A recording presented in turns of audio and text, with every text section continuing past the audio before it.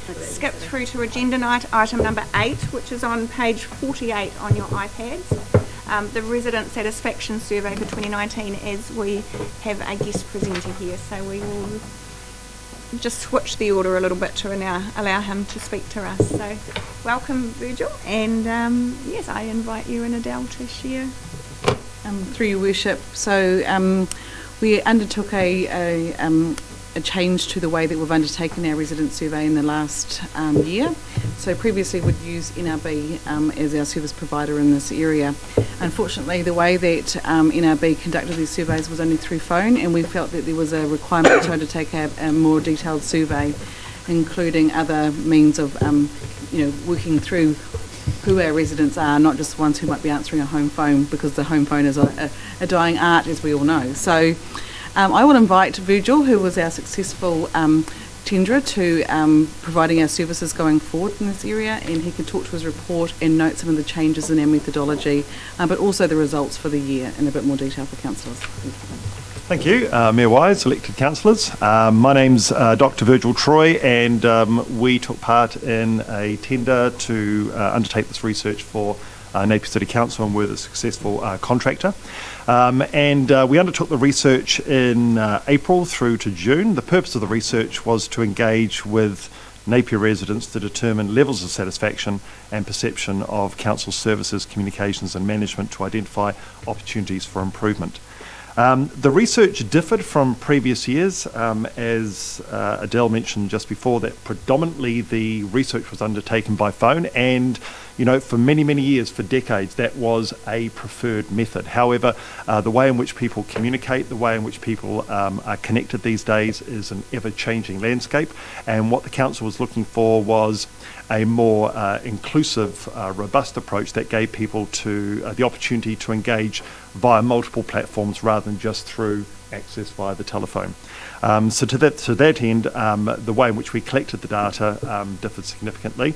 What we were also asked to do was to present something in terms of a written document that was a little bit more modern and up to date, and I think the previous reports have been like a fairly thick book, which you had to work your way through to get some information, and after about 12 iterations we ended up with this version that you have in front of you now, which is a more modern approach to provide the overall results in an easily digestible way.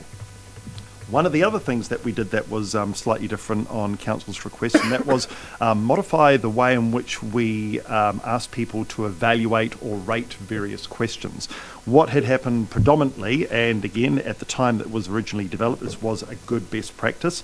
There were 3 scales that people could choose from when they were going to rate a service, and that was you were either very satisfied with it, you were fairly satisfied with it, or you were not very satisfied with it. There was no option to say that you were actually dissatisfied to some degree. So you had 3 levels of satisfaction, or you didn't know. Whereas what we did here is we provided a 1 to 10 scale, so that people could say that they were totally dissatisfied with something, or that they were very satisfied with something to some degree.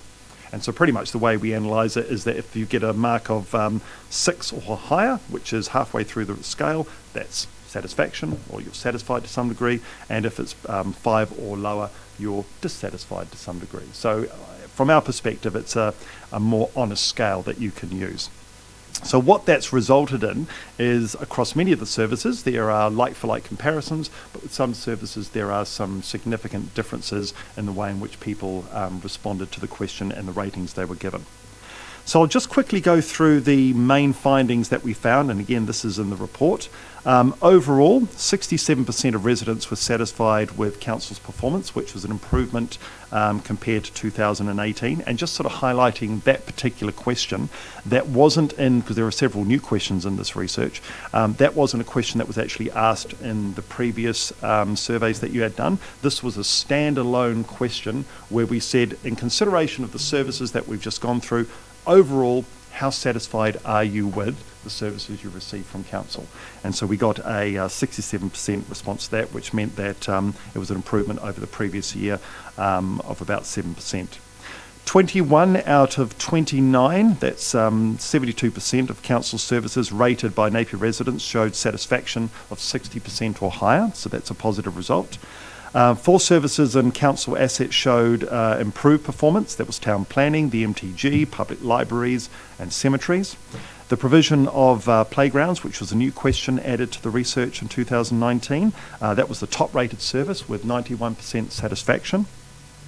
Other newly introduced questions in 2019 showed positive satisfaction, for example, cycleways at 88%, local community activities and events 80%, and around 6 in 10 residents were satisfied with the way in which you manage freedom camping, and recycling services at around 55% highlighted some room for improvement. Over half of residents, 58%, stated they had had contact with council over the last 12 months, and over half of them were satisfied with the contact that they had had with council. Social media, 56%, was the most preferred method of communication, followed by flyers at 42% and electronic newsletters at around 41%. 2 services showed the largest reduction in satisfaction. That was stormwater and drinking water. So water has been quite a predominant issue that's come up in the research. And drinking water, if we focus on that, recorded historically low satisfaction levels in 2019. Only 20% of people were satisfied to some degree. And this has had a moderate effect on satisfaction perceptions with council leadership and performance overall. So it was one of those issues that we identified had a very, very strong correlation with how people felt council performed in general. Thank you very much. And just following on from your comment around the stormwater and drink water Yes. responses that we got, I guess that confirms for us that our resolution to make water our number 1 priority was definitely the right resolution to make. So, Absolutely. yeah. Do we have any questions of Dr. Troy? Yes, thank you, Virgil. I've always been an avid reader of our NRB surveys, and I certainly appreciated the shortcomings of being focused, gathering the information from landlines, and it's a consideration that has been made for some time. So it's great to get that wider range of capturing people's ideas and thoughts.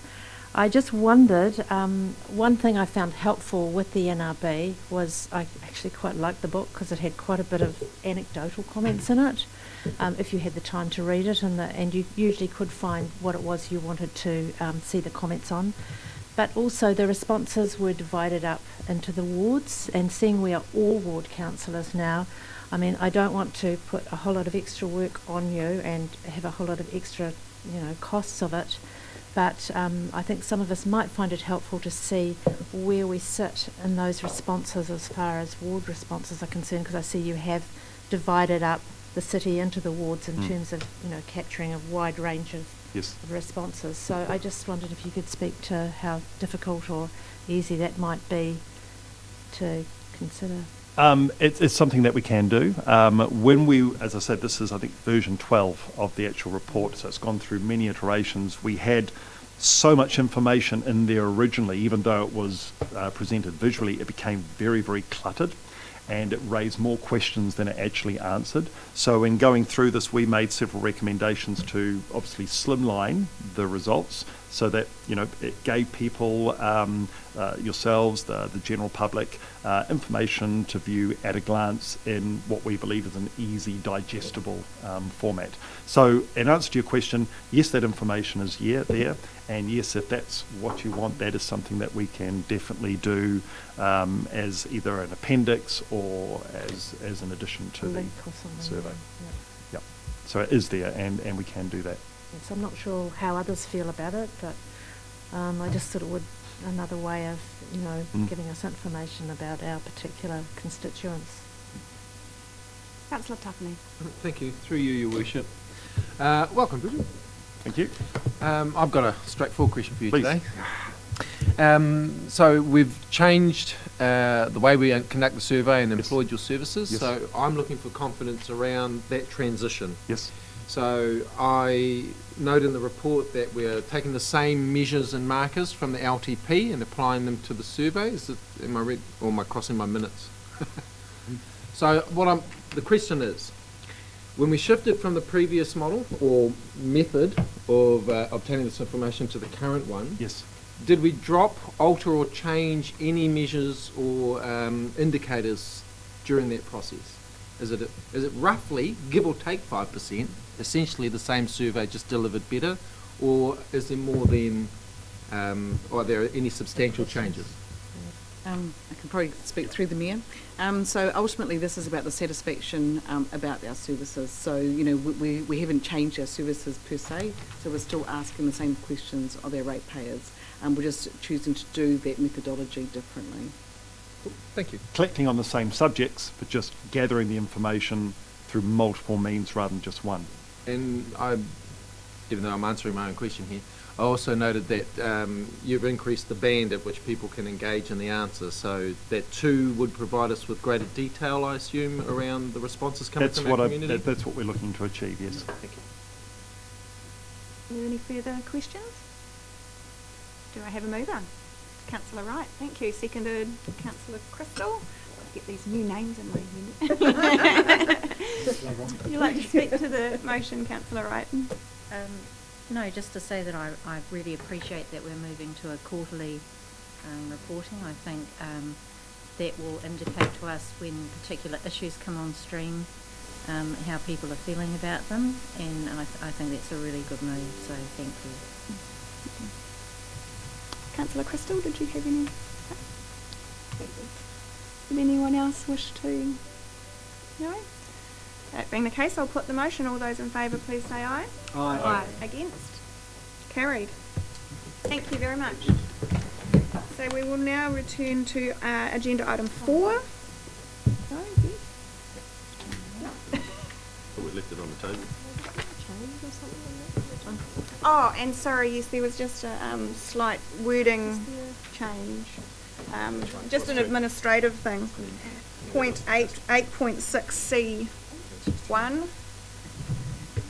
Through the Mayor, just to note that we talked about the satisfaction rating going up. It's actually, as Virgil noted, it's the overall satisfaction. I picked that so out we can change it to the overall satisfaction. It's just a slight wording error in Yeah. the paper that will be corrected. It doesn't change anything. No, that's right. I Thank had you. my school ma'am hat on. Editing. Right, and our next agenda item is the mayoral remuneration. So we'll ask Devora back to the hot seat.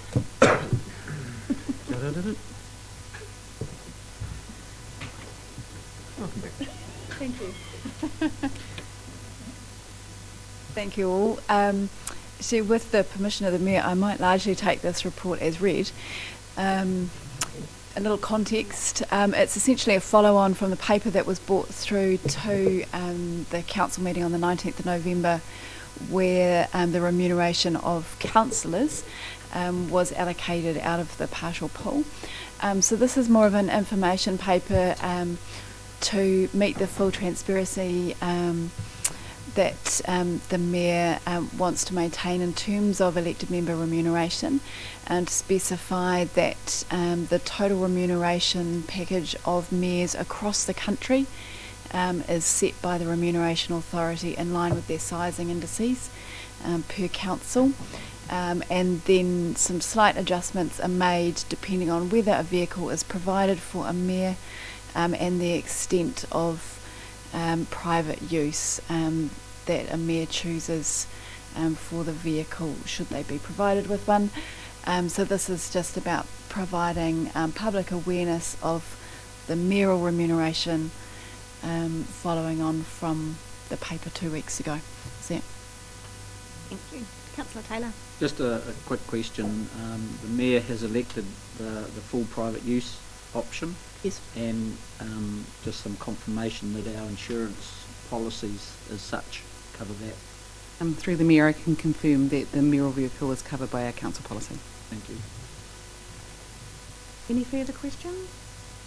Do I have a mover? Thank you, Councillor Taylor, seconded by Councillor Mawson. Did you wish to speak to the motion at all, Councillor Taylor? No, I don't think there's any need. Did anyone else wish to speak to the paper? No? I'll therefore put the motion. All those in favour, please say aye. Aye. Against? Carried. Item 5, the civic building demolition. Welcome, Richard. and Paulina to speak to the paper. Thank you.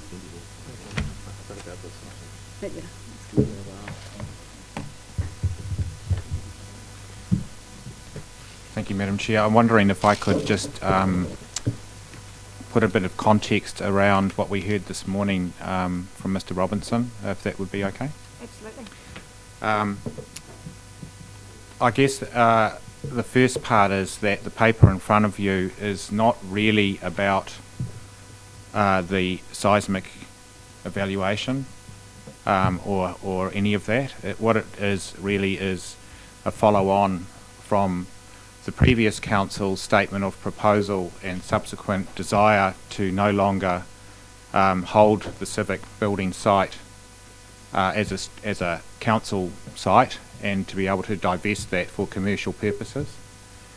And specifically, we were looking at a hotel proposition for that.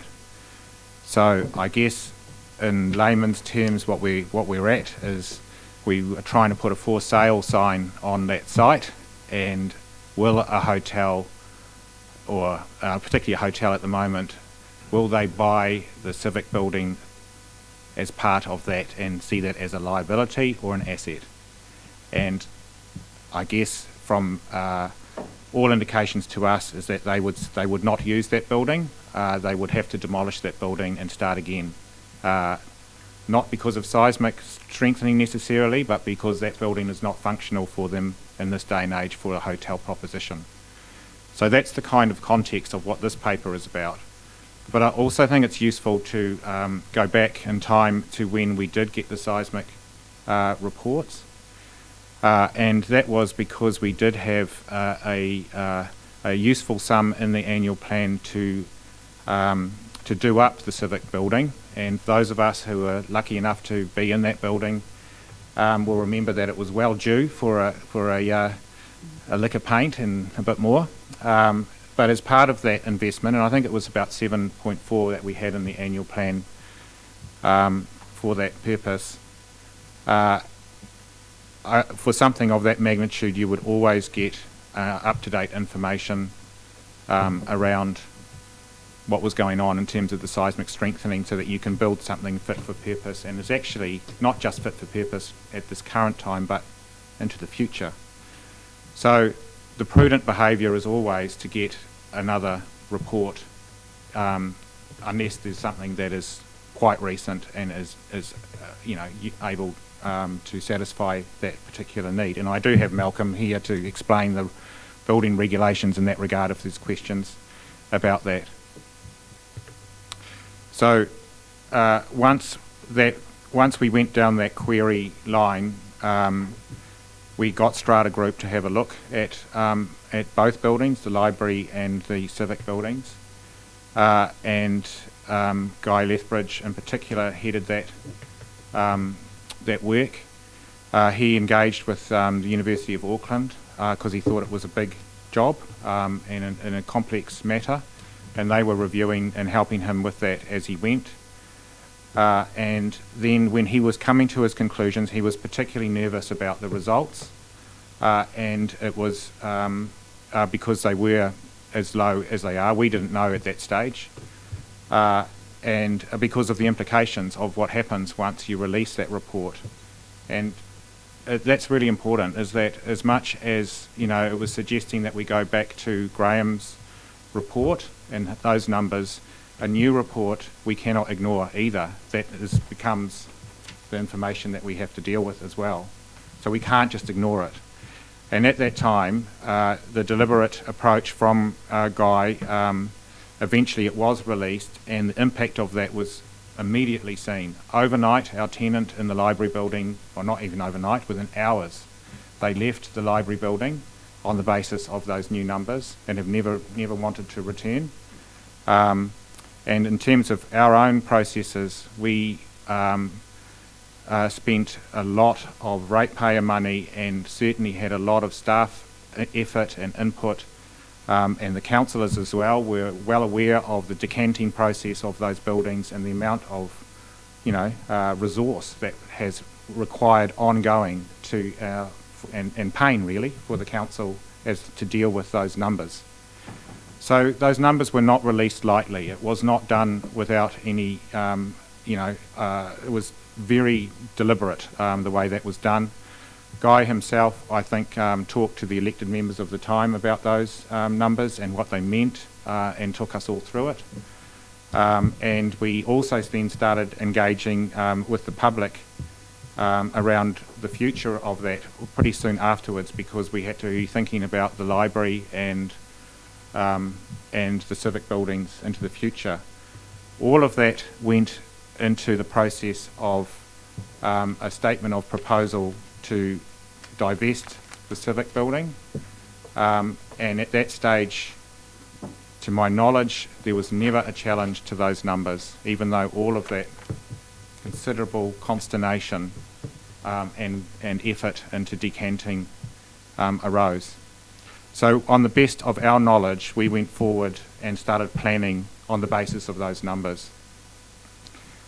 And I think where it's gone is that the statement of proposal was, from the last council, was adopted by that council, and of course we've had an election in between, and some of the new councillors may not be aware of how that all transpired, but the logic of that was that the civic building, it was prohibitively expensive to get up to modern building standards, and therefore we thought the library building may be a possibility. It looked better,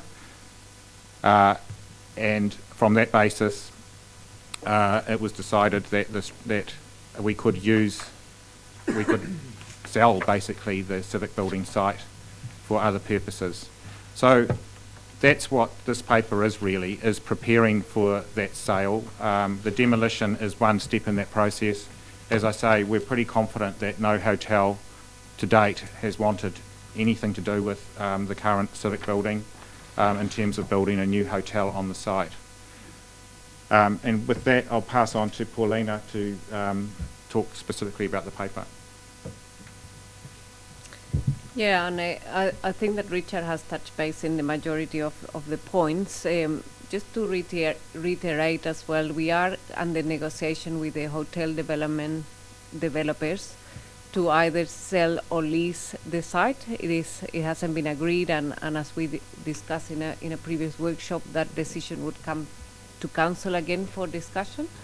But in light of that, we are recommending to actually proceed with the demolition. Despite that, we don't know whether a deal with the hotel developer is going to eventuate or not. So that is really the risk of the decision that we're requesting today is when are we going to be able to recover the cost of the demolition. But there's no doubt that the civic building as it stands is not being able to be used for any purpose. It's too expensive to refurbish, so it has to come down to optimize the use of the site. Whether it's a hotel or another commercial development, it's almost irrelevant. What we know is that having the building there is creating a gap in that area, is creating some of the business to relocate, is creating that ghost town effects on that area of town, and we really want to avoid that. So that's the reason why we want to actually reactivate, start with demolition, and be able to have the site prepared for the next commercial venture that can go there. Thank you. Now, we are actually going to have to adjourn briefly because the Audit and Risk Committee meeting was scheduled for 1 o'clock. We're going to call the Audit and Risk Committee to order and then adjourn that so that we can then re-adjourn. Is that what you had decided to? Okay. Are we doing the Audit and Risk Committee minutes or what's happening with Audit and Risk? Yeah. Okay, so we are going to adjourn for half an hour to enable us to have a break and something to eat, and then we will proceed after that. Thank you. Thank you. Oh, this ties straight back to item number 2, doesn't it, Councillor? What was item number 2? I don't know.